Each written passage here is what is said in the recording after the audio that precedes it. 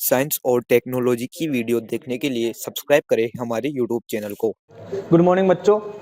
सबसे पहले तो आज हमारी माँ वीणा वादनी, स्वर की देवी, और जिससे हमें विद्या प्राप्त होती है, जिनको बोलते हैं सरस्वती माता, उनका पूजन दिवस है।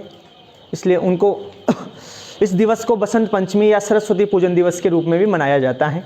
तो आप सभी को सरस्वती पूजन दिवस की हार्दिक शुभकामनाएं। अब स्टार्ट करते हैं अपनी क्लास। पिछले क्लास में हमने वृत्ताकार कुंडली से बनाकर परिनालिका बनाई थी। वृत्ताकार तार को मरोड़ क्या बनाई थी? परिनालिका। और परिनालिका के अंदर विद्युत चुंबकीय क्षेत्र को उत्पन्न कराया था, कैसे जाता है और कैसे नहीं जाता। हमने ये भी कहा था कि परिनालिका के अंदर हम किसी भी लोहे की छड़ को रख देंगे तो क्या बन जाएगी? चुंबक बन जाएगी। उसका प्रयोग भी करेंगे, देखेंगे बैटरी लाके तार से उसका प्रयोग करेंगे। आज अपन स्टार्ट कर रहे हैं, उससे थोड़ा आगे बढ़ेंगे। कुछ हमारे क्वेश्चन है कि आर्मेचर क्या होता है। छोटा सा क्वेश्चन आया एक बार आपके, आर्मेचर क्या है, छड़ चुंबक किसे कहते हैं, स्थायी चुंबक किसे कहते हैं, अस्थायी चुंबक किसे कहते हैं। तो उसको क्वेश्चन वाइज आगे बढ़ेंगे और आपके लिए सबसे इंपॉर्टेंट क्लास है आज। तो बढ़ते हैं आगे। सबसे पहले हमने कल परिनालिका पढ़ा था। क्या पढ़ा था बोलो? परिनालिका। दिख रहा है ना? देखो, परिनालिका में जैसे हमने परिनालिका बनाई तो तांबे के तार को ऐसे फोल्ड किया, स्प्रिंग के समान बना लिया, और इसमें हमने लगा दी साहब बैटरी, लगा दी कुंजी, लगा दी। ऐसे हमने परिनालिका में विद्युत धारा प्रवाहित कराई थी। बोलो, अब अगर मैं परिनालिका को कैसे बनाऊं साहब? एक लोहे की छड़ ले लूं और इस लोहे की छड़ के ऊपर मैंने क्या लपेट दिया है? तांबे का तार। सुन लेना, बहुत अच्छा क्वेश्चन बनेगा। लोहे की छड़ या किसी भी लोहे की धातु ले लें, उसके ऊपर हमने तार की ऐसे स्प्रिंग के समान संरचना बनाई, जिसे हमने परिनालिका बोला। अब लोहे की छड़ तथा स्प्रिंग के समान संरचना बनी, मतलब परिनालिका। इन दोनों को मिलाकर हम क्या कहते हैं? आर्मेचर। क्या बोलते हैं? आर्मेचर। तो एक क्वेश्चन आता है, क्वेश्चन आया हुआ है आपके, आर्मेचर किसे कहते हैं? आर्मेचर किसे कहते हैं? तो बताओ किसे कहेंगे आर्मेचर? लोहे की छड़ तथा परिनालिका को ही हम क्या कहते हैं? आर्मेचर। तो लोहे की छड़ के ऊपर हमने तार लपेट दिया और जो बनी संरचना वो क्या है? परिनालिका, आर्मेचर। तो इसमें आंसर लिख देंगे छोटा सा कि किसी लोहे की छड़ के ऊपर तांबे के तार की अनेक कुंडलियां बनाकर बनी संरचना को आर्मेचर कहते हैं। क्या कहते हैं बोलो? आर्मेचर कहते हैं। आगे बढ़ते हैं, बाद में लिखना। अब सुनो, हमने कहा कि आर्मेचर क्या होता है, समझ गए। अब कल हमने एक बात करी थी कि परिनालिका का उपयोग किसमें किया जाता है? चुंबक बनाने। किसमें किया जाता है बोलो? चुंबक। तो बोलते हैं छड़ चुंबक किसे कहते हैं? कितने प्रकार का होता है? स्थायी चुंबक, अस्थायी चुंबक। स्थायी चुंबक क्या होता है, अस्थायी चुंबक, उसके बारे में बात करेंगे। पहले इसको लिख लो। देखो बेटा, अब अपन जो टॉपिक स्टार्ट कर रहे हैं उससे कम से कम छोटे छोटे क्वेश्चन, 2-3 क्वेश्चन बनते हैं। जैसे स्टार्ट करते हैं कि हमारे पास है साहब कृत्रिम चुंबक। बोलो क्या है? कृत्रिम चुंबक। क्वेश्चन आता है कृत्रिम चुंबक किसे कहते हैं? तो इसकी परिभाषा तो आप ही बता दो। कृत्रिम चीज क्या होती है? जो मानव के द्वारा बनाई जाती है। तो कृत्रिम चुंबक का मतलब क्या है? वह चुंबक जो किसके द्वारा निर्मित है? परिनालिका से तो बनाते हैं, लेकिन कैसे? वो नहीं, अपन ये नहीं बोल रहे कि किससे बनाते हैं, अपन बस ये बोल रहे हैं कि वह चुंबक जो मानव द्वारा निर्मित होती है उसे क्या बोलते हैं? कृत्रिम चुंबक। कृत्रिम मतलब मानव द्वारा निर्मित, मतलब मानव द्वारा निर्मित चुंबक। अब आगे बढ़ते हैं। कृत्रिम चुंबक 2 प्रकार की होती है। कितने प्रकार की बोलो? मानव के द्वारा बनाई गई स्थायी चुंबक और अस्थायी चुंबक। तो ये कितने प्रकार की होती है? 2 प्रकार। अस्थायी चुंबक और दूसरी है साहब स्थायी चुंबक। समझ लेना, बहुत ही इजी है। अस्थायी चुंबक, देखो दोनों को हम परिनालिका से ही बनाएंगे, लेकिन अस्थायी चुंबक क्या होता है? ये तो नर्म लोहे की छड़ होती है, नर्म लोहे की छड़ को हमने चुंबक बना दिया, अस्थायी है, थोड़े से दिन काम करेगी, वापस लोहे के समान व्यवहार करेगी, चुंबक के समान व्यवहार नहीं करेगी। सुन लेना, इसका उपयोग अपन विद्युत घंटी में, है ना, इनमें करते हैं सब।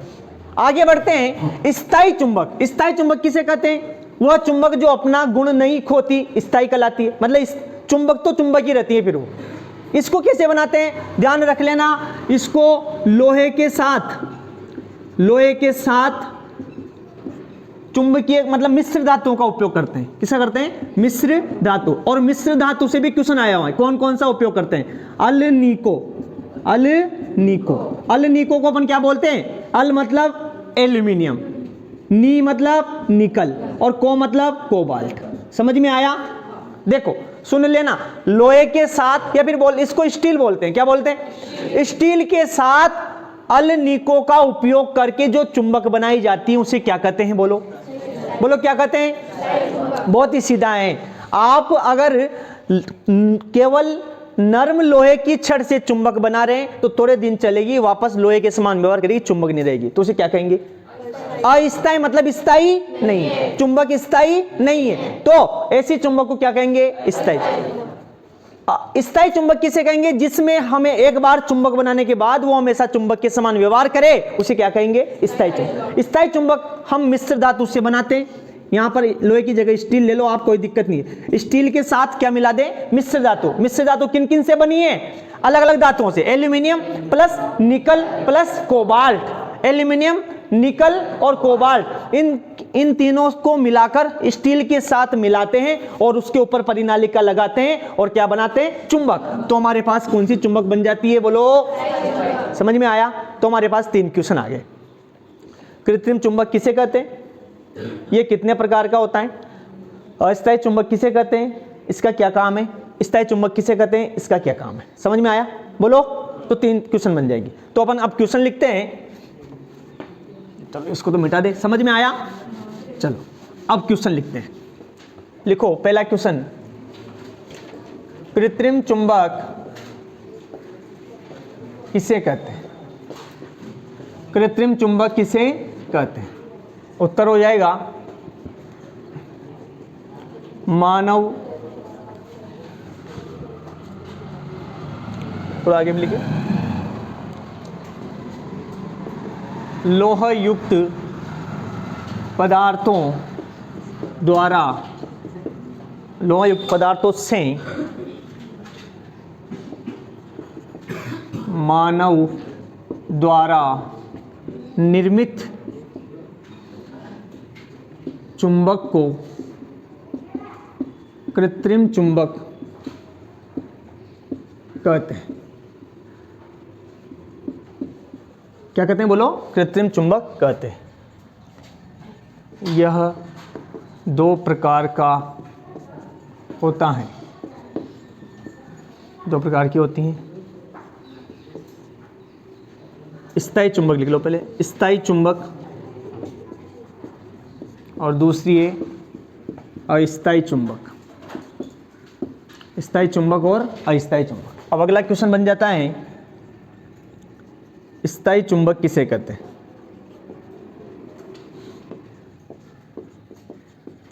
स्थायी चुंबक किसे कहते हैं? तो लिखें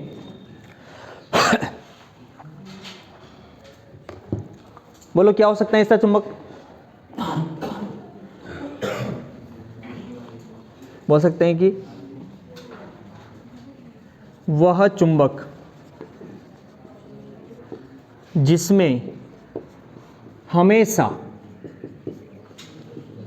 चुंबकीय गुण होते हैं एवं जो स्टील तथा चुंबकीय मिश्र धातुओं, कोष्ठक में क्या क्या लिखेंगे चुंबकीय मिश्र धातुओं को? बोलो। एल्यूमिनियम, निकल, कोबाल्ट। समझ गए? मिश्र धातुओं से मिलकर बनती है।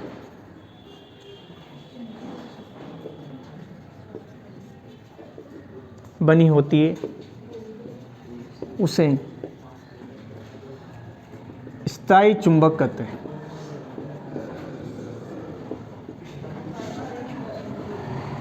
क्या हो रहा है?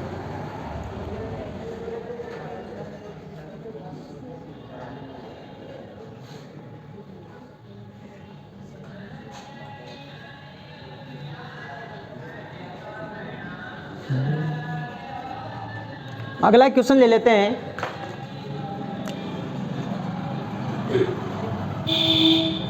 अस्थायी चुंबक, इधर दिख रहा नहीं दिख रहा? अस्थायी चुंबक किसे कहते हैं? अस्थायी चुंबक किसे कहते हैं?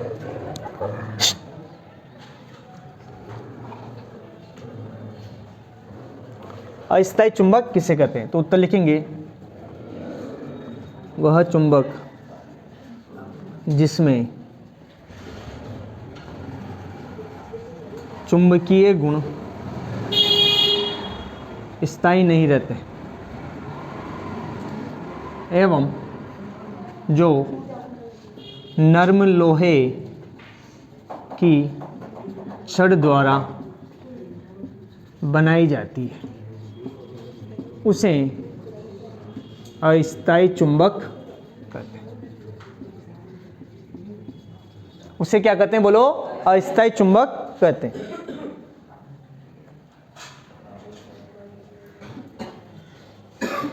इसमें तो भी लिख ले, इसका उपयोग विद्युत घंटी, विद्युत जनित्र, बातें नहीं, विद्युत घंटी, विद्युत जनित्र तथा विद्युत मोटर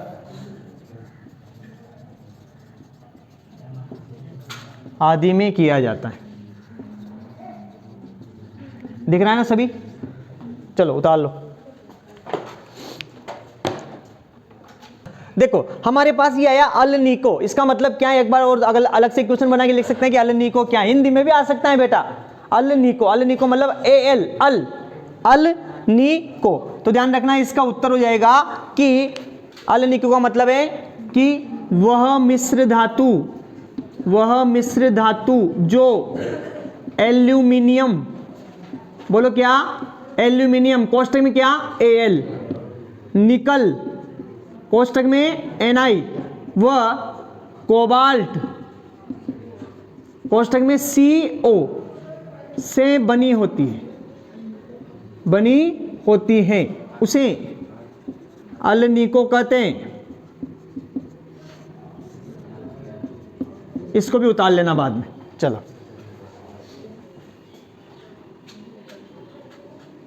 देखो बेटा, अब हमारे पास एक और क्वेश्चन आता है कि दिक् सूचक किसे कहते हैं।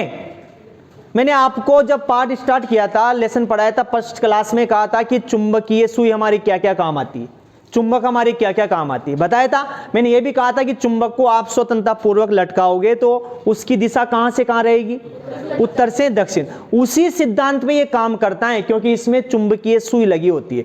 कैसे बनाते हैं एक बार देख लो। एक ऐसा यंत्र है, ये माना एक ऐसा यंत्र है, छोटा सा कंपास आता है, कंपास बोलते हैं ना, वो इसमें बीच में एक सुई लगी होती है जिसके 2 सिरे होते हैं। कितने सिरे होते हैं? 2 सिरे होते हैं।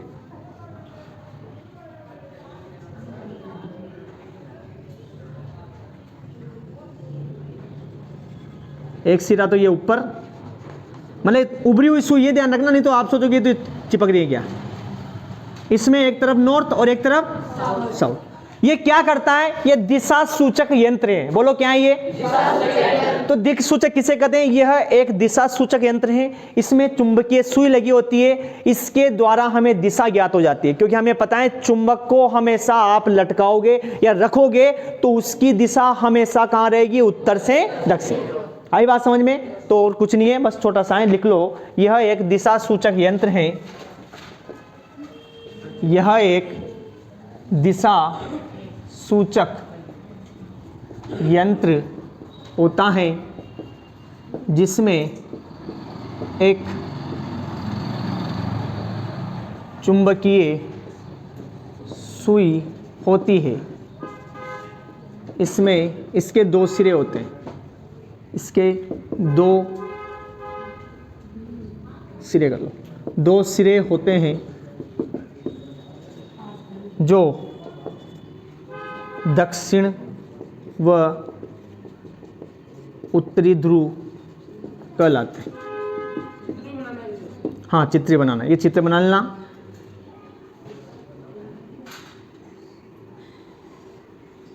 आप ये पहले क्रॉस लगाना, इस पॉइंट पर आप एक तरफ सिरा ऊपर कर लेना, एक सिरा नीचे कर लेना। ये नॉर्थ और ये साउथ। चलो चलो सुन लो। अब इसके बाद अपन क्वेश्चन ये भी बना सकते हैं कि विद्युत चुंबक किसे कहते हैं। अभी तक जो हम परिनालिका पढ़ रहे हैं, जो उससे चुंबक बनाएंगे वही क्या कहलाएगी, विद्युत चुंबक। लेकिन कैसे बनेगी साहब? हमें पता है कि परिनालिका के अंदर आप लोहे की नर्म लोहे की छड़ रख दो और उसमें विद्युत धारा प्रवाहित करो तो क्या बन जाएगी साहब, विद्युत चुंबक। अरे विद्युत धारा प्रवाहित करने के कारण चुंबक बना रहे हैं। बोलो, चुंबक किससे बना रहे हैं? विद्युत से बना रहे हैं। अरे विद्युत से चुंबक बनाएंगे तो वो चुंबक क्या कहलाएगी, विद्युत चुंबक। क्या कहलाएगी, बोलो। अब सुन लो, इसका उपयोग सबसे जरा पहले, मतलब अब तो क्या थोड़ा ज्यादा हो गया, लेकिन जो विद्युत क्रेन आती है, कौन सी क्रेन, विद्युत क्रेन, जिससे बड़े बड़े मालगाड़ी के डिब्बे उठाते हैं, उस विद्युत क्रेन में जो विद्युत चुंबक हैं वो किससे बनाते हैं साहब, परिनालिका के द्वारा ही बनाए जाते हैं। तो हमारे पास अगला क्वेश्चन बन सकता है कि विद्युत चुंबक किसे कहते हैं, विद्युत चुंबक किसे कहते हैं, इसके उपयोग बताइए, इसके उपयोग बताइए।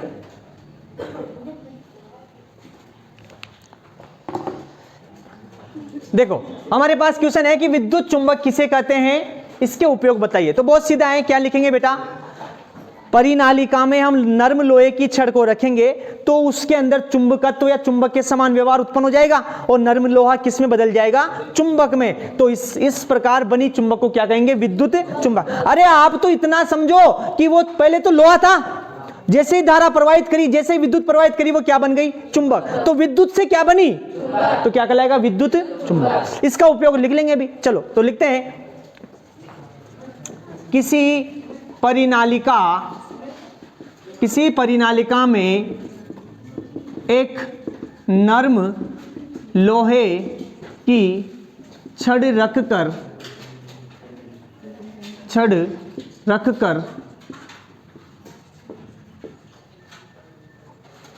उस परिनालिका में धारा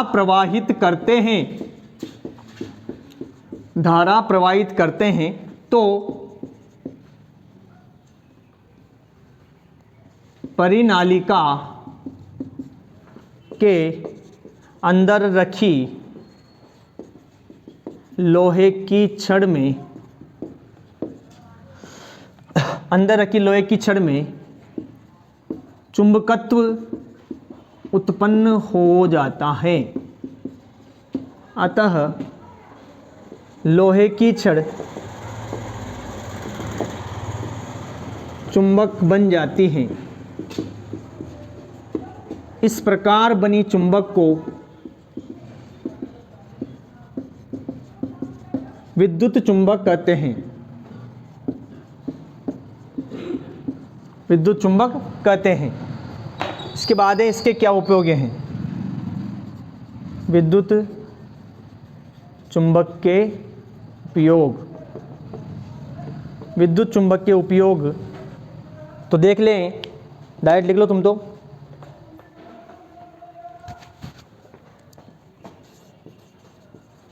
विद्युत क्रेन बनाने में, जिससे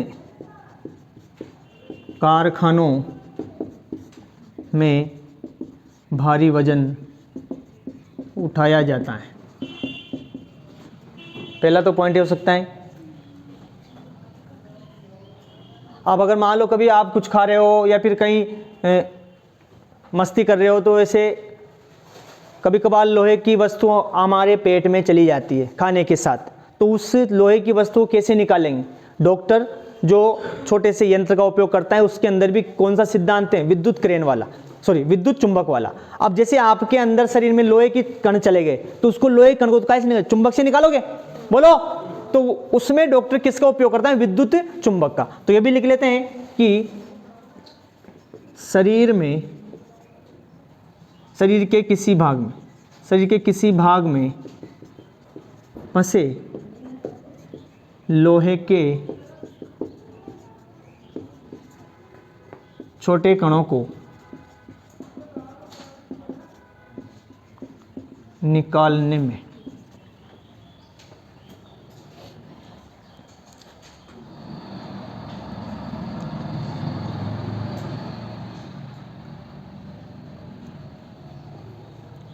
और भी हो सकता है। अभी मैंने आपको विद्युत घंटी बोला था, विद्युत घंटी, विद्युत क्रेन, ट्रांसफार्मर, ट्रांजिस्टर आदि में विद्युत चुंबक का उपयोग होता है। चलो उतार लो। अगला क्वेश्चन लेके आए हैं, चुंबकीय बल किसे कहते हैं? या फिर इसका दूसरा क्वेश्चन पूछ सकता है, चुंबकीय क्षेत्र के कारण किसी चालक पर लगने वाले चुंबकीय बल के बारे में समझाइए। समझ लेना क्या होता है। देखो बेटा, इधर माना हम ये कोई भी एक क्षण चुंबक लेते हैं साहब, ले ली, क्या लेते हैं साहब? क्षण चुंबक। हमें पता है क्षण चुंबक से चुंबकीय बल रेखाएं निकलती हैं। बोलो, निकलती हैं क्या? हाँ, ऐसे निकलती हैं, ऐसे बल रेखाएं बनाई थी हमने। इसका मतलब है यहां से यहां तक का क्षेत्र में कुछ ना कुछ हो रहा है, हो रहा है। अगर मैं यहां पर सुई रख दूं तो वो चुंबक की ओर आकर्षित होगी नहीं होगी? ये लोहे का टुकड़ा तो चुंबक की ओर आकर्षित होगा नहीं होगा? अरे बोलो। कहने का मतलब चुंबकीय क्षेत्र, ये आसपास क्या है? अरे चुंबकीय बल रेखाएं हैं, और चुंबकीय बल रेखाओं से क्या बनता है? चुंबकीय क्षेत्र बनता है। तो चुंबकीय क्षेत्र में अगर मैं किसी भी लोहे के टुकड़े को रख दूं तो उसको कुछ ना कुछ अनुभव होगा। बोलो, होगा नहीं होगा? अरे वो चुंबक की ओर खींचा चला जाएगा। तो जो उसको अनुभव हो रहा है वही क्या है? समझ में आया? माना जैसे मान लो उधर से कोई मेरे को शक कर रहा है, ऐसे खींच रहा है, तो मैं उसकी तरफ खींचा जा रहा हूं, मतलब उसने मेरे को आकर्षण बल के द्वारा खींच रखा है। बोलो। तो चुंबक अपने क्षेत्र में रखे सभी लौह पदार्थों को अपनी ओर क्या करती है? आकर्षित करती है। और उस आकर्षण बल को हम क्या कहते हैं? अलग अलग परिभाषा हो सकती है, बस समझने का फेर है। हमें कुछ नहीं करना, हमें बस इतना लिखना है कि चुंबक के आसपास क्या है? चुंबकीय क्षेत्र। तो चुंबकीय क्षेत्र में रखे कोई वस्तु बल का अनुभव करे। किसका अनुभव करे? बल। अब वो बल कौन सा है? आकर्षण या प्रतिकर्षण? आकर्षण बल का अनुभव करे तो उस बल को हम क्या कहेंगे? अरे और सीधा देख लो, चुंबकीय बल मतलब चुंबक के द्वारा लगाया गया बल ही क्या कहलाता है? अब ये चुंबक लोहे को अपनी ओर क्या कर रही है? तो चुंबक के द्वारा लगाया गया आकर्षण बल ही क्या कहलाता है? अब मैं इसको एक और चुंबक ले आऊं और समान सिरे पास में ले आऊं तो कौन सा बल लगाएगा? प्रतिकर्षण। वो भी क्या है? समझ में आया? तो अपन उलझे नहीं, अपन सुलझे। अपन यूं बोल रहे हैं कि चुंबकीय क्षेत्र में किसी वस्तु पर लगने वाले, मतलब किसी वस्तु पर बल का अनुभव होता है, उस बल को हम क्या कहते हैं? अब समझो क्या हो रहा है।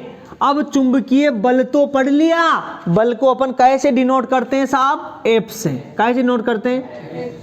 चुंबकीय बल।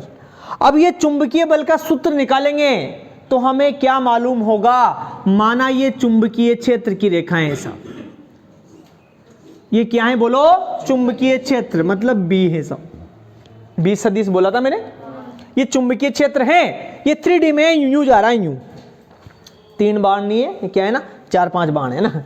अब ये चुंबकीय क्षेत्र जा रहा है, इसमें मैंने कोई भी वस्तु रख दी, क्या रख दी, कोई भी, ये साहब मैंने कोई भी वस्तु रख दी, बोलो रख दी। अब इस वस्तु पर एक बल अनुभव होगा, वो बल की दिशा क्या रहेगी, बल की दिशा,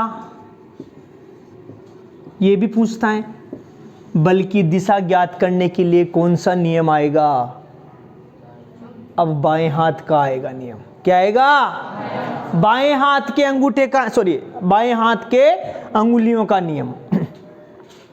ऐसे चलेगा, इधर इच और इधर इच, ये है बल की दिशा, ये चुंबकीय दिशा, ये धारा की दिशा। लेकिन देखेंगे, टेंशन मत। कहने का मतलब मैं किसी चुंबकीय क्षेत्र में अगर कोई वस्तु रखूं तो उस पर बल का अनुभव होता है, उस बल की दिशा भी ज्ञात करेंगे, अभी ज्ञात करेंगे, लेकिन बल कितना लगता है वो ज्ञात करेंगे। तो देखो, हमें बल का सूत्र ज्ञात करने के लिए 3 बातें पढ़नी पड़ेगी। क्या बातें पढ़नी पड़ेगी, कितनी, 3। पहली तो धारा, इसमें मान लो मैं किसी भी कुंडली में धारा प्रवाहित कर रहा हूं, क्या प्रवाहित कर रहा हूं, धारा।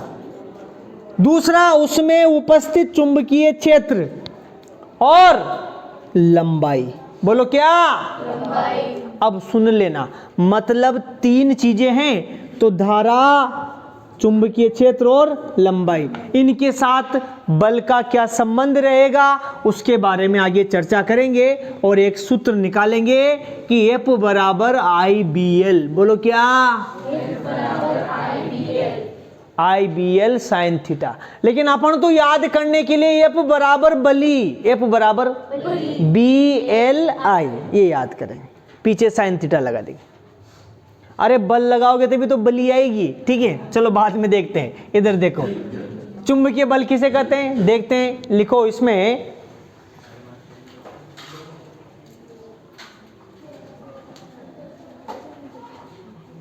ऐसे लिखो, जब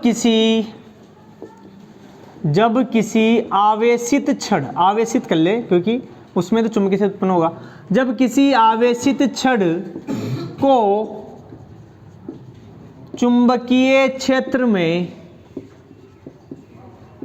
रखने पर, जब किसी आवेशित छड़ को चुंबकीय क्षेत्र में रखने पर उस पर एक बल का अनुभव होता है, एक बल का अनुभव होता है, उस बल को ही क्या बोलते हैं रे, चुंबकीय बल कहते हैं। उस बल को ही क्या कहते हैं, चुंबकीय बल कहते हैं।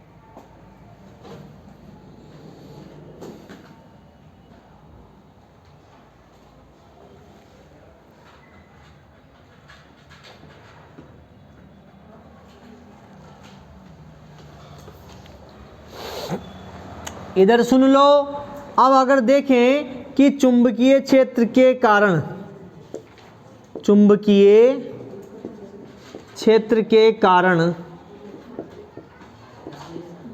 वस्तु पर या फिर आवेशित छड़ पर, आवेशित छड़ पर लगने वाला बल निम्न कारकों पर निर्भर करता है। लिखो मत, अब लिखना बंद करो, इधर देखो, चुंबकीय क्षेत्र के कारण आवेशित छड़ पर लगने वाला बल निम्न कारकों पर निर्भर करता है। किस किस पर निर्भर करेगा, अरे पहला पॉइंट आ जाता है कि उस छड़ में प्रवाहित धारा पर निर्भर करेगा। मैं कह रहा हूं साहब, मान लो ये कोई भी आवेशित छड़ ली जिसमें हमने तार लपेट दिया, उसमें धारा प्रवाहित कर रहे हैं साहब, इस तार पर चुंबकीय बल लग रहा है, कितना लग रहा है, क्योंकि उसमें प्रवाहित धारा के वो समानुपाती होता है, तो जितनी प्रवाहित धारा होगी उतना ज्यादा बल लगेगा, बोलो लगेगा लगेगा। तो अपन देखते हैं कि पहला बिंदु आता है कि चुंबकीय बल चालक में प्रवाही धारा के समानुपाती होता है। तो लिखते हैं यहां पर, चुंबकीय बल चालक में प्रवाहित धारा के समानुपाती होता है।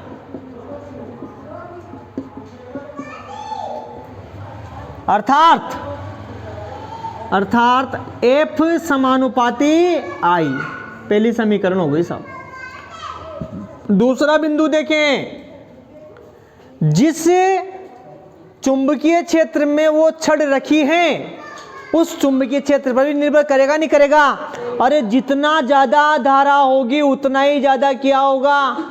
चुंबकीय क्षेत्र होगा। और उतना ही ज्यादा क्या लग रहा है? इसका मतलब बी भी समानुपाती है कि व्युत्क्रमानुपाती है? समानुपाती। दूसरा देख लेते हैं कि चुंबकीय बल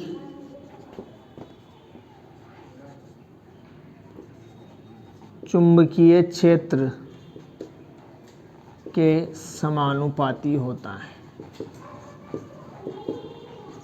दूसरा पिन आता F समानुपाती B, समीकरण नंबर 2।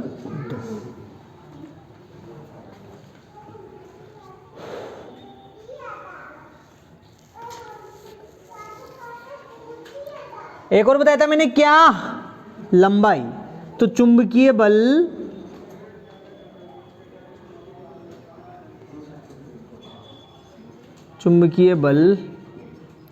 चालक की लंबाई के समानुपाती होता है। अर्थात F समानुपाती L। अभी तो रुको,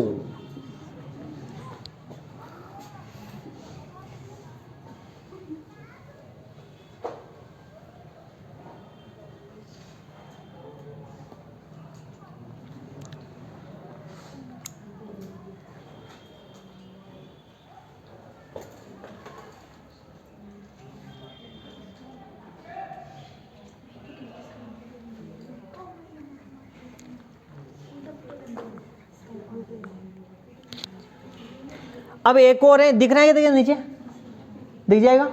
चलो एक और मैं लाल पेन से लिख रहा हूं क्योंकि लाल है, खतरा है, इंपॉर्टेंट है, सुन लेना। अब ये चुंबकीय बल है ना, एक चीज भी और निर्भर करेगा, वो किस पर? कि जो चालक की लंबाई है और चुंबकीय क्षेत्र की दिशा है, उन दोनों के बीच में कोण की ज्या मतलब साइन थीटा पर निर्भर करता है। अभी लिख रहा हूं, फिर बाद में समझाऊंगा। तो लिखते हैं चुंबकीय बल चालक की लंबाई एवं चुंबकीय क्षेत्र, चालक की लंबाई एवं चुंबकीय क्षेत्र के बीच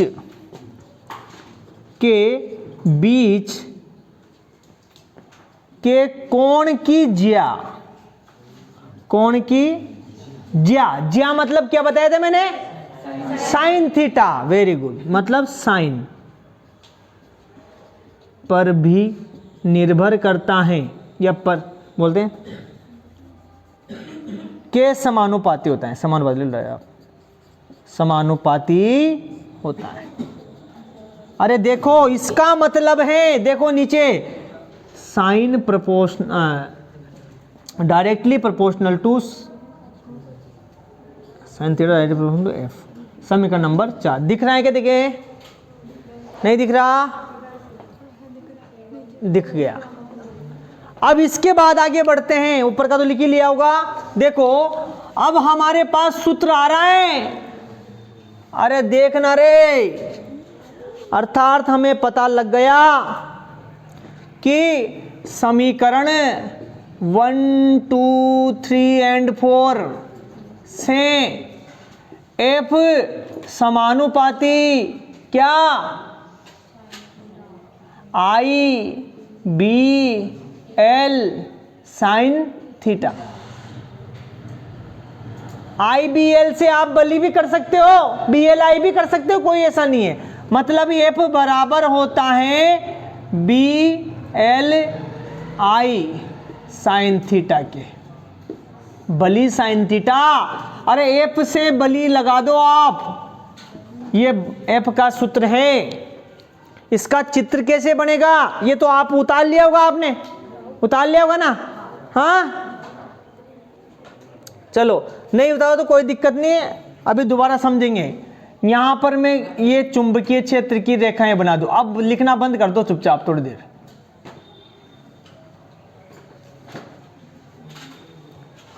लिखना बंद कर दो। ये चुंबकीय क्षेत्र है साहब, ठीक है। इस चुंबकीय क्षेत्र में मैंने ये कोई भी वस्तु रख दी, आवेशित वस्तु रख दी, ठीक है। इस आवेशित वस्तु में धारा जा रही है इधर, ये आई है, बोलो क्या ये, और ये क्या है बी धारा है ना। तो इसमें बल किधर लगेगा, बल ऊपर की ओर लगेगा, एफ। कैसे लगेगा देखेंगे अभी। ये धारा आई है, धारा यूं जा रही है, धारा यूं जा रही है, तो चुंबकीय क्षेत्र यूं हो गया, ये यूं तो जा रहा है चुंबकीय क्षेत्र, बोलो। अरे 3D है, धारा यूं जा रही है तो चुंबकीय क्षेत्र यूं जाएगा। अब बल कहां लगेगा, बल के लिए इसको अलग से नियम के द्वारा दर्शाएंगे, वो आएगा बाएं हाथ का नियम। बाएं हाथ के नियम में अपन ऐसे बनाएंगे रे 3D में, आई बी, तो ये क्या है, अरे आप तो दिख भी रहा होगा रे, ये बी है, ये आई है, ये क्या है, वो कैसे आएगा भी समझ। तो देखो ये हमारे पास चित्र बन गया, बोलो बना नहीं बना। तो ये तो धारा है, हाँ ये बल है, और ये चुंबकीय क्षेत्र है, चुंबकीय क्षेत्र। अब सुन लो, अब दोबारा बाद में उतारना, अब एक बार सुन लो सब क्या पढ़ा हमने, दोबारा देख लो, ज़्यादा टाइम नहीं है। हमने देखा कि चुंबकीय बल किसे कहते हैं, किसी आवेशित तार को या आवेशित छड़ को चुंबकीय क्षेत्र में रखोगे आप, चुंबकीय क्षेत्र में रखोगे तो उस पर एक बल का अनुभव होगा, जिसे हम क्या कहेंगे, चुंबकीय बल। सीधा है यार, उलझो मत हो, सीधा है। ये कोई भी आपके सामने है आवेशित छड़, इसको मैंने, ये चुंबकीय क्षेत्र जा रहा है, इसमें रख दिया, तो इस पर कुछ ना कुछ अनुभव होगा ना, चुंबकीय बल ही तो अनुभव होगा। तो इस पर लगने वाला बल क्या है, चुंबकीय बल। अब आपसे कहता है कि इस पर कितना बल लग रहा है, वो किस पर निर्भर करेगा, एक तो इसमें प्रवाहित धारा पर, और जहां पर रखा चुंबकीय क्षेत्र पर, और इसकी लंबाई कितनी, इन तीनों पर निर्भर करेगा। उसके बाद साइन थीटा, कौन सा साइन थीटा, इसकी लंबाई और चुंबकीय क्षेत्र के बीच के कोण पर, इसकी लंबाई और चुंबकीय क्षेत्र के बीच के कोण पर। अगर चुंबकीय क्षेत्र यूं है और ये बिल्कुल यूं रखा है, मतलब 90 डिग्री के कोण पर, तो मैक्सिमम चुंबकीय क्षेत्र लगेगा। मतलब साइन 90 बराबर कितना होता है, साइन 90 बराबर कितना होता है, 1, तभी तो BLI होगा, मैक्सिमम होगा। मैंने कहा अभी इसके बाद क्वेश्चन दूंगा कि किसी आवेशित छड़ पर अधिकतम चुंबकीय क्षेत्र कब होगा, जब उसकी लंबाई और चुंबकीय क्षेत्र के अधिकतम चुंबकीय बल कब होगा, जब उसकी लंबाई, मतलब इसकी लंबाई और चुंबकीय क्षेत्र के बीच का कोण कितना हो, 90 डिग्री।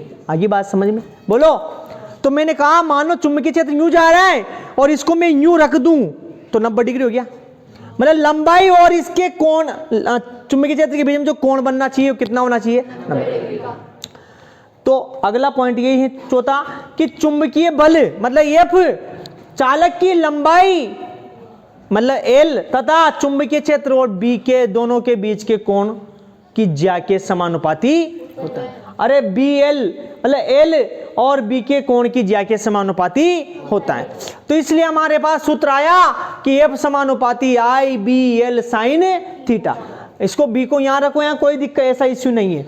बस यूं है कि आपसे वो क्वेश्चन पूछ ले कि चुंबकीय बल सर्वाधिक कब होता है, चालक की लंबाई और चुंबकीय क्षेत्र की दिशा दोनों के मध्य कोण कितना डिग्री होना चाहिए, बोलो कितना डिग्री होना चाहिए, समझ में आ गया। तो इसके लिए हमने एक चित्र बनाया, ये 3D का चित्र है लेकिन 2D में बन रहा है। चुंबकीय क्षेत्र को आप यूं ले रहे हो, इसमें यूं रख दो तो ऊपर की ओर तो क्या हुआ बेटा? हाँ देख लो, सुन लो, मतलब सीधा सा मीनिंग कि माना ये चुंबकीय क्षेत्र की दिशाएं, बोलो, और ये लंबाई की दिशाएं, तो इसके ऊपर की ओर क्या लगेगा? चुंबकीय बल लगेगा, हमेशा लंबवत होता है। उसको निकालने के लिए अब एक और क्वेश्चन बनाएंगे कि चुंबकीय बल की दिशा ज्ञात करने का नियम बताइए। वहां पर तो पढ़ने कौन सा,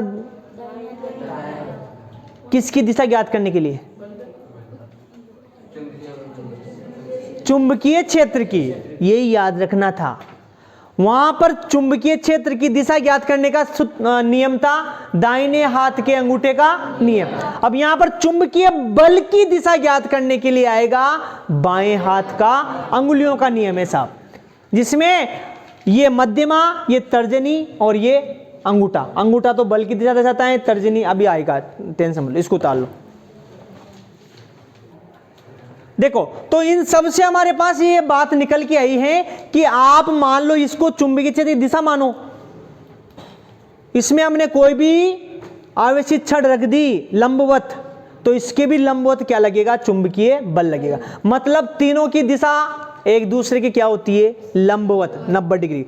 इसके साथ ये भी 90 डिग्री कोण बना रहा है, ये भी 90 बना रहा है, ये भी 90, कैसे भी ले लो, हमेशा तीनों के बीच में 90 डिग्री कोण होना चाहिए। इसलिए अपन नियम लाएंगे ये वाला।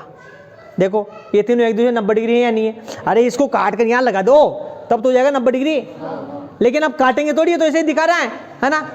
ये और ये दोनों क्या है? 90 डिग्री। इसको यहां मानो तो ये दोनों भी क्या है?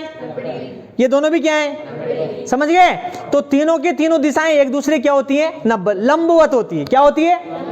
तो वही अभी लास्ट का पॉइंट वही लिखेंगे कि चुंबकीय बल चुंबकीय क्षेत्र तथा धारा की दिशा के लंबवत होता है।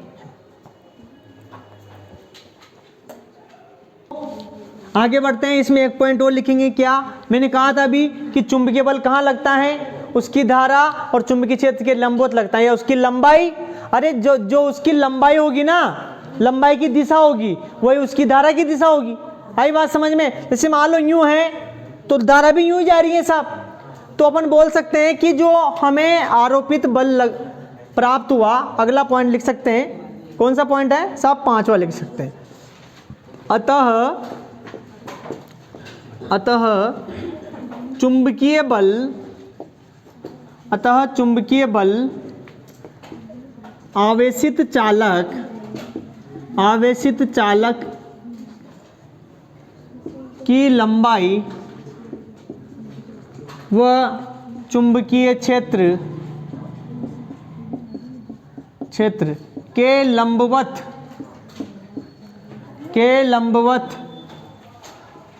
आरोपित होता है। इससे पता लग गया, देख लो एक बार और समझ लो कि माना ये कोई भी साहब आवेशित चालक हैं आपके पास, ये यूं है साहब, लेकिन आपको 2D में नहीं दिखा। सुन लो इधर, बाद में लिखना बेटा। इससे पता लग गया, मैंने यूं रखा ना, यूं ऐसे रख लो साहब, कोई दिक्कत नहीं। अब मैं यहां पर कह रहा हूं कि साहब ऐसे तो ये चुंबकीय क्षेत्र जा रहा है, बोलो क्या जा रहा है? चुंबकीय क्षेत्र। इसमें मैं ये ऐसे जा रहा है, यूं जा रहा है। इसमें मैंने क्या रख दिया? ऐसे छड़, आवेशित छड़ रख दी जिसकी धारा यूं है साहब। अब यूं रख दी तो इसमें चुंबकीय बल या तो नीचे की ओर लगेगा लंबवत, या फिर ऊपर की ओर लगेगा। समझ में आया? वो धारा की दिशा के अनुरूप हो जाएगा, लेकिन लगेगा लंबवत ही। यूं नहीं कि भाई यूं लग रहा हो, यूं लग रहा हो, नहीं। जैसे मान लो धारा इसमें यूं जा रही, सॉरी चुंबकीय क्षेत्र यूं है, धारा यूं है, तो ऊपर की ओर यूं आ गया ना। समझ में आया? तो ऊपर की ओर को यूं दर्शा रहा हूं मैं कि चुंबकीय बल कहां लगेगा? ऐसे लगेगा। समझ में आया? ये तीनों एक दूसरे क्या है? लंबवत। अब अगला क्वेश्चन आपसे ये पूछता है कि किसी भी आवेशित छड़ पर चुंबकीय बल का मान अधिकतम कब होगा? बोलो, अधिकतम कब होगा? जब उसकी लंबाई और चुंबकीय क्षेत्र के बीच का कोण, ये तो मैंने कहा, आपने थोड़ी कहा। कब होगा अधिकतम? ये रहा, चालक की लंबाई और चुंबकीय क्षेत्र के बीच का कोण कितना होना चाहिए? 90 डिग्री होना चाहिए। आगे बात समझ में? तो अगला क्वेश्चन भी लिखो, क्या बनेगा? देखो ये बनेगा, अभी मत उतारना।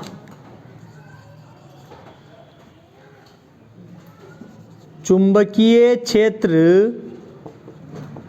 में रखे आवेशित चालक पर चुंबकीय बल का मान अधिकतम कब होगा? कब होगा? कब होगा? तो हमें दिख रहा है, अरे आवेशित चालक को आप ऐसा रखो कि चुंबकीय क्षेत्र के और उसके बीच में कोण कितना डिग्री का हो। तो यहां पर अपन लिख सकते हैं कि आवेशित चालक की लंबाई एवं चुंबकीय क्षेत्र, शॉर्ट में लिख दिया मैंने, चुंबकीय क्षेत्र के बीच कर दो, की दिशा मत करो, के बीच कोण 90 डिग्री हो तो बल अधिकतम लगेगा, अधिकतम होगा। क्योंकि देखो, क्योंकि ये बराबर क्या होता है? IBL sine theta. बोलो होता नहीं होता? यहां पर थीटा का मान 90 डिग्री है, तो साइन थीटा का मान कितना हो जाएगा? साइन 90 क्या कितना हो जाएगा? 1। तो इसको रखेंगे यहां, तो F बराबर IBL साइन 90 दिख रहा है क्या? तो यहां ले लो, तो F बराबर आएगा IBL, या बली कर दो BLI, ये है मैक्सिमम मान, ये अधिकतम मान हो जाएगा। कब होगा अधिकतम? सुन लेना, वो आपसे यूं भी कह सकता है, क्वेश्चन घुमा के पूछ सकता है, इतना भी नहीं घूमेगा क्वेश्चन, आप क्या है छोटे बच्चे हो। यूं पूछ सकता है वो कि चालक की लंबाई और चुंबकीय क्षेत्र के बीच कोण 60 डिग्री है, कितना है? 60 डिग्री। तो बताओ बल कितना लगेगा? बोलो कितना लगेगा? तो साइन 60 हो जाएगा, और साइन 60 का मान आपको याद ही होगा, मैं मानता हूं, कितना है? √3/2। तो √3/2 IBL आ जाएगा। फिर समझ में आया? नहीं पता आपको? कोई बात नहीं है। साइन 0 का मान 0, साइन 30 का मान 1/2, साइन 45 का मान 1/√2, साइन 60 का मान √3/2 और साइन 90 का मान 1। उल्टा चलो, कोस का मान उल्टा हो जाएगा, वही कोस 90 का मान 1, कोस 60 का मान कितना? वही √3/2। कोस 45 का मान कितना? 1/√2, सेम रहेगा। और कोस 60 का मान कितना? 1/2। और कोस 90 का मान 0। अरे टेन थीटा क्या होता है? साइन थीटा बटा कोस थीटा, उससे काट पीट के निकाल लेते हैं। और सेक थीटा क्या होता है? 1/कोस थीटा, 1/साइन थीटा। और कोसेक थीटा क्या होता है? 1/कोस थीटा। मान आपको केवल साइन का ध्यान रखना है, कोस का भी उल्टा हो जाता है, सेक कोट, ये कोट वोट सब तो आ ही जाएगा। आगे बात समझ में?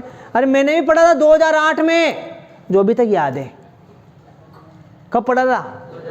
जब आपका जन्म हुआ होगा, है ना? नहीं हुआ था क्या? जब आप पैदा भी नहीं हुए तब पढ़ा था मैंने, लेकिन अभी तक याद है। और आपने तो अभी केवल 2 महीने भी नहीं हुए गणित में पढ़े, फिर भी भूल गए आप। कोई बात नहीं है, अपन तो साइंस पढ़ते हैं। आगे बात समझ में? तो देखो, वैसे भी टाइम ज़्यादा निकल रहा है, ये आ जाएगा उधर। देखो बेटा, जैसे हमने चुंबकीय बल की बात करी, तो एक क्वेश्चन बनता है कि चुंबकीय बल की दिशा कैसे ज्ञात करते हैं। जैसे हमने इससे पहले चुंबकीय क्षेत्र आया था, तो चुंबकीय क्षेत्र के बारे में जाना। जैसे देखो, बातें मत करो, हमने पहले इससे पहले एक और नियम पढ़ा था। मैं बार बार कह रहा हूं, दोनों नियम में से एक नियम जरूर आएगा इस साल। पहले कहा था कि विद्युत धारा प्रवाहित करते कौन सा क्षेत्र उत्पन्न हुआ था? बोलो, चुंबकीय क्षेत्र। तो चुंबकीय क्षेत्र जैसे हमारे माइंड में आया कि उत्पन्न हुआ तो उसकी दिशा ज्ञात करो, उसके लिए हमने दक्षिणास्थ अंगुष्ठ नियम ज्ञात किया था। अब आज हमने चुंबकीय क्षेत्र में जैसे ही कोई छड़ रखी तो उसमें बल का अनुभव हो रहा है यार, तो बल का अनुभव हो रहा है तो हमारे पास चुंबकीय बल आ गया। अब चुंबकीय बल आ गया तो हमारा दिमाग खराब हो गया, चुंबकीय बल किधर लग रहा है, इधर लग रहा है, इधर लग रहा है, इधर लग रहा है, किधर लग रहा है। तो उसके लिए दिशा को ज्ञात करने के लिए एक और नियम लाए, तो हम नहीं लाए, ये दाजी लाए, फ्लेमिंग। सुन लो, तो तुम्हारे से क्वेश्चन घुमा के पूछ सकता है, चुंबकीय बल की दिशा ज्ञात करने के नियम को समझाइए, या फिर फ्लेमिंग के बाएं हाथ का नियम को समझाइए। तो हमारे पास तो एक उत्तर तो यही मिल गया कि चुंबकीय क्षेत्र की दिशा ज्ञात करने के नियम को कौन सा नियम कहते हैं, फ्लेमिंग के दाएं हाथ का, सॉरी बाएं हाथ का नियम, फ्लेमिंग के बाएं हाथ का नियम। अब माना मैं फ्लेमिंग हूं, क्या हूं, तो मेरा बाएं हाथ ये क्या है बोलो, तो मैंने एक दिमाग लगाया और सोचा, प्रयोग किया और देखा, तो मैंने कहा कि यार ये हमारा अंगूठा, क्या ये अंगूठा, ये है मध्यमा, क्या ये कौन सी उंगली, और ये है तर्जनी, बोलो क्या, बस तीन ही जानता हूं, इसके अलावा नहीं जानता, क्योंकि मैं एस्ट्रोलॉजी नहीं हूं ना, एस्ट्रोलॉजिस्ट नहीं हूं। सुन लो, अब इधर देखते हैं कि फ्लेमिंग ने क्या बताया था। फ्लेमिंग ने बताया कि आप तो चुंबकीय क्षेत्र की दिशा ज्ञात करो, चुंबकीय क्षेत्र की दिशा देखिए यार, इधर जा रहा है, साहब कोई छोड़, माना चुंबकीय क्षेत्र इधर जा रहा है, तो तर्जनी को चुंबकीय क्षेत्र में रखो, ठीक है, और मध्यमा को विद्युत धारा पे रखो। तर्जनी को कहां रख दिया, चुंबकीय क्षेत्र पर, और मध्यमा को कहां रखा, विद्युत धारा पर, और अंगूठा ऊपर करो। तो ये अंगूठा किसकी दिशा बताता है, चुंबकीय बल की। तीनों की तीनों लंबवत होंगे, यूं नहीं कि यूं कर रखे हैं, यूं कर रखे हैं, नहीं, कुछ नहीं करना, ऐसे करो, ठीक है। इस उंगली को उठा के यूं ले आओ, और दोनों उंगलियों को ऐसे सिकोड़ लो, ऐसे ले आओ, ठीक है। आ गए सभी अपने ऐसा करो, सभी बायां हाथ करना है, बायां, दायां नहीं करना, पागलाओ, बायां हाथ, ये हमारा बायां हाथ है। तो सुनना, बातें मत करो बेटा। फ्लेमिंग ने कहा कि तर्जनी को चुंबकीय क्षेत्र की दिशा में रखो, बातें नहीं, और मध्यमा को आप कहां रखो, विद्युत धारा की दिशा में। तो अंगूठे की दिशा क्या बताती है आपकी, चुंबकीय बल बताता है। अब साहब हम नहीं जानते, हम तो आप तो बनाओ तब जानेंगे। ये हमारा अंगूठा, ठीक है, ये हमारी मध्यमा, और ये हमारी तर्जनी, बस इसके अलावा कुछ नहीं जानते। हाँ, मेरे अच्छा ही है।